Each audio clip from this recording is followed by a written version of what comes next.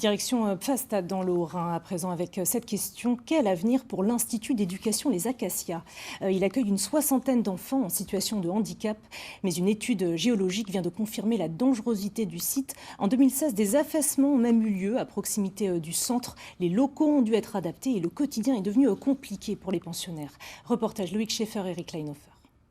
Ces deux mamans sont inquiètes. Pour elles, le centre des Acacias n'est plus adapté à leurs enfants handicapés moteurs.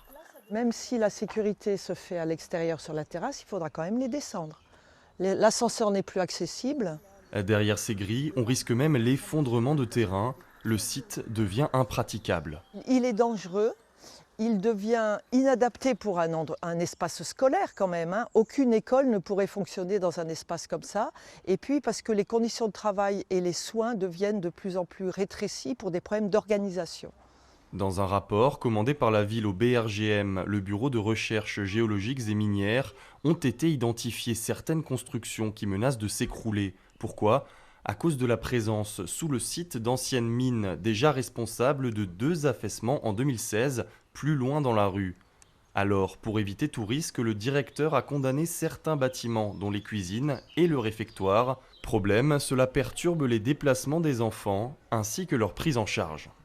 Certaines séances, on a dû les terminer 10 minutes avant la fin, pour que les enfants aient le temps de descendre avec notre nouvelle organisation pour pouvoir aller manger.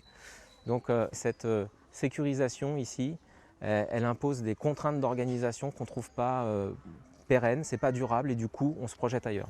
La ville de Mulhouse, propriétaire des lieux, appuie cette démarche. Pour l'heure, aucune solution pérenne, que des pistes temporaires pour un déménagement qui devrait, selon les acteurs, se faire cet été. Le sujet est très sensible, donc on a la conscience, c'est pour cette raison-là qu'on accompagne la structure dans sa recherche. Donc il y a plusieurs pistes qui se dégagent, dont 2 sérieuses. Pour l'instant on ne peut pas davantage rentrer dans le détail, mais en tout cas on avance plutôt de manière positive.